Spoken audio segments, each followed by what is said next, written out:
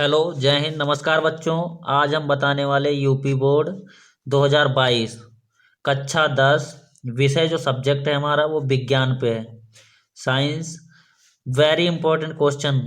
Question कैसे हैं? Very important question है 2022 में जो आने वाले क्वेश्चन है 2011, 12, 15, 17, 19, 20 ETC आदि इनके जो बीच में क्वेश्चन आए हुए हैं या 2011, 12, 15, 17, 19, 20 या इसमें आए हुए हैं, तो वो क्वेश्चन हम इसमें आज हल करने वाले हैं। जो क्वेश्चन 90 से लेकर के 95% ये क्वेश्चन बोर्ड की कॉपी में, पेपर में आएंगे। हर बार पूछे जाते हैं ऐसे क्वेश्चन। ऐसे क्वेश्चन आज हम हल करने वाले हैं इस वीडियो में। चलिए हल करते हैं। मेरे चैनल का नाम क्या है? अंकित राज स्टडी सेंटर, जिस पे आप वीडियो देख रहे हैं। अगर वीडियो अच्छा लगे तो वीडियो को लाइक करें और चैनल को सब्सक्राइब करें और ज़्यादा से ज़्यादा वीडियो को शेयर करें, जिससे बच्चे को ज़्यादा से ज़्यादा जुड़ सकें हमारे चैनल से। चलिए हल करते हैं। क्वेश्चन देखते हैं पहले। सबसे पहले क्वेश्चन है कि वायु में प्रकाश की चाल 3 × 10⁸ मीटर प्रति सेकेंड है।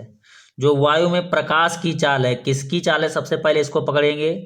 वायु में है जो वो प्रकाश की चाल है, वो कितनी है? 3 × 10⁸ मीटर प्रति सेकेंड है। उस माध्यम में प्रकाश की चाल ज्ञात कीजिए जिसका वायु के सापेक्ष अपवर्तनांक इतना है, 1.5 है। अपवर्तनांक कितना है?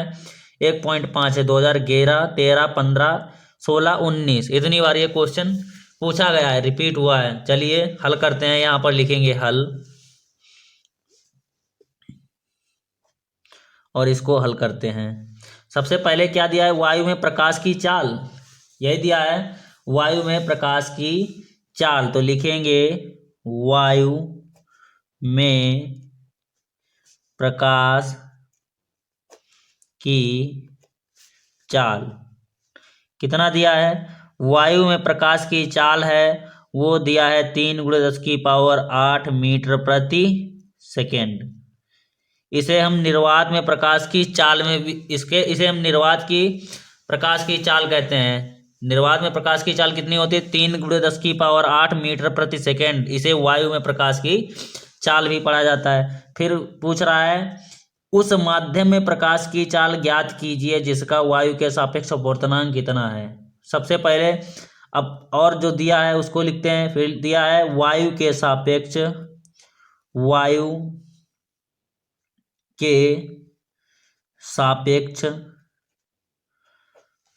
अपवर्तनांक अपवर्तनांक वो कितना है? वो दिया है 1.5, 1.5, जिसे 1.5 कहते हैं।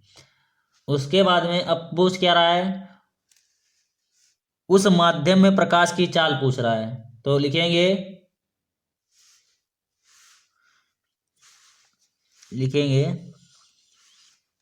वायु, सूत्र क्या लगाएंगे?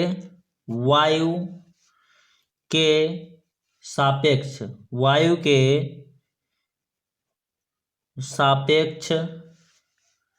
माध्यम का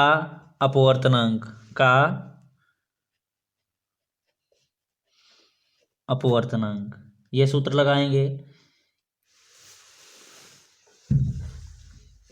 बराबर क्या होता है? होता है वायु, सॉरी दिख नहीं रहा होगा, अब दिख रहा है। वायु में प्रकाश की चाल, वायु में प्रकाश की चाल बटे माध्यम में प्रकाश की चाल, माध्यम में प्रकाश की चाल, माध्यम में प्रकाश की चाल, इतना नोट करेंगे। उसके बाद में हमें निकालना क्या है? पूछ रहा है माध्यम में प्रकाश की चाल ज्ञात करना है, तो हम इसको क्या करेंगे? इसको यहाँ भेज देंगे और इसको यहाँ भेज देंगे। तो इसको जब यहाँ भेजेंगे तो यहाँ लिखेंगे माध्यम, ये सूत्र होता है ये वाला, ये इतना सूत्र होता है ये वाला।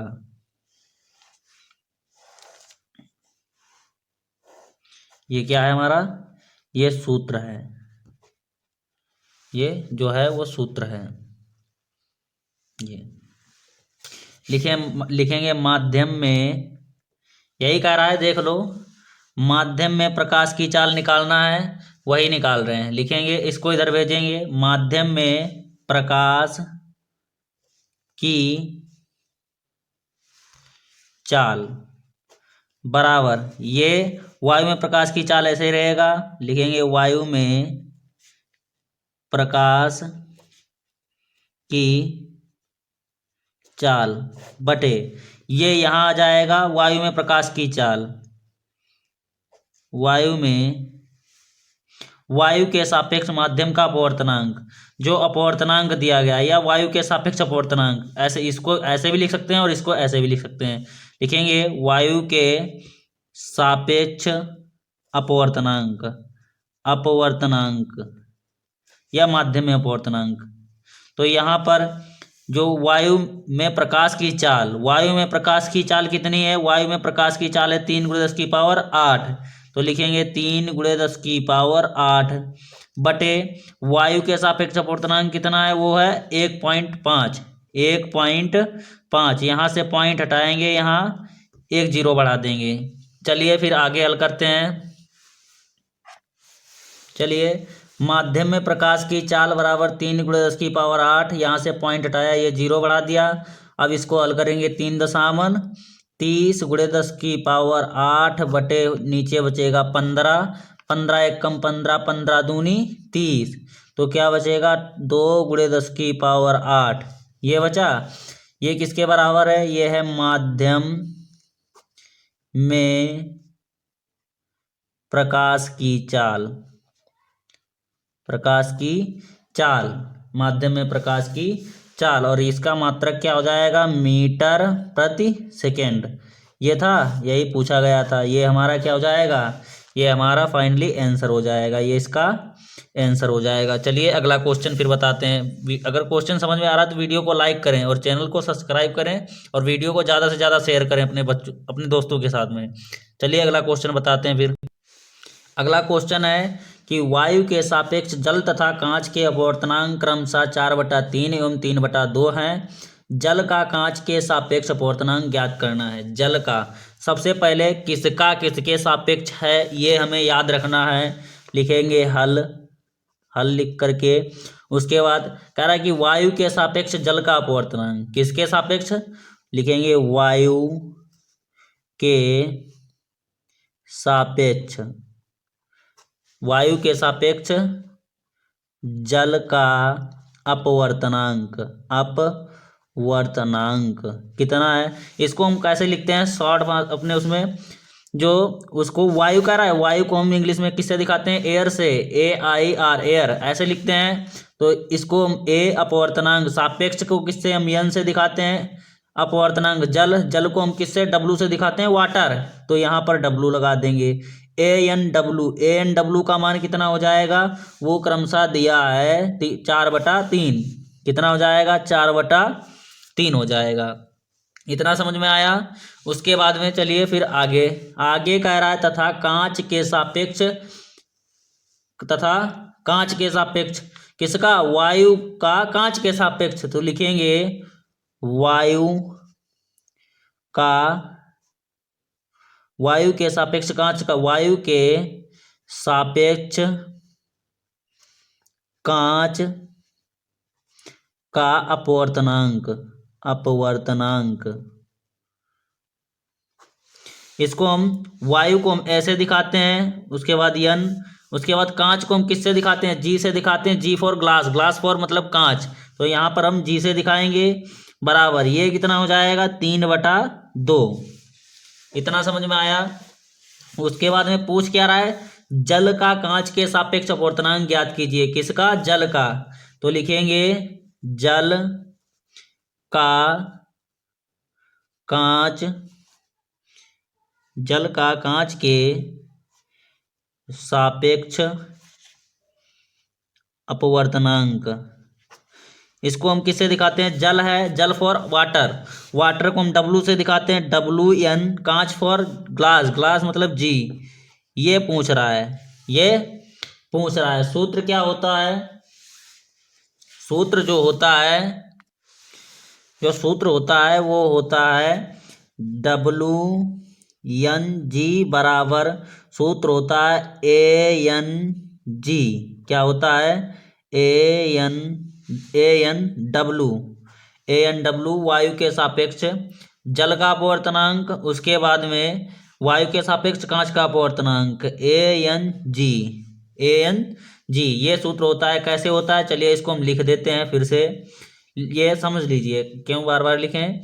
कह रहा है कि जल फॉर वाटर, जल का कांच के सापेक्ष अपवर्तनांक WNG बराबर वायु के सापेक्ष जल का अपवर्तनांक ANW बटे वायु के सापेक्ष कांच का अपवर्तनांक ANG ये हो जाएगा। उसके बाद ये हमें निकालना है WNG बराबर, मतलब जल के सापेक्ष कांच का अपवर्तनांक, यहाँ वायु के सापेक्ष जल का अपवर्तनांक बटे वायु के सापेक्ष कांच का अपवर्तनांक, इसको ऐसे पढ़ते हैं वहाँ पर ANG, ये वायु के सापेक्ष जल का अपवर्तनांक कितना है 4/3, 4/3 लिखेंगे, बटे जल के वायु के सापेक्ष कांच का अपवर्तनांक कितना है वो है 3/2। सॉरी नहीं दिख रहा होगा, अब दिख रहा है। चलिए अब ये ऊपर जाएगा यहाँ और ये यहाँ आ जाएगा, लिखेंगे जल के सापेक्ष कांच का अपवर्तनांक बराबर, ये यहाँ जाएगा 4×2 हो जाएगा और ये 3×3 हो जाएगा, ये 4 दूनी 8 और 3 तिहाई 9, तो ये जल के सापेक्ष कांच का अपवर्तनांक 8/9, ये हमारा क्या हो जाएगा फाइनली, ये इसका आंसर हो जाएगा, ये हमारा क्या हो जाएगा आंसर हो जाएगा। अगर वीडियो अच्छा लगे तो वीडियो को लाइक करें और चैनल को सब्सक्राइब करें। जय हिंद जय भारत।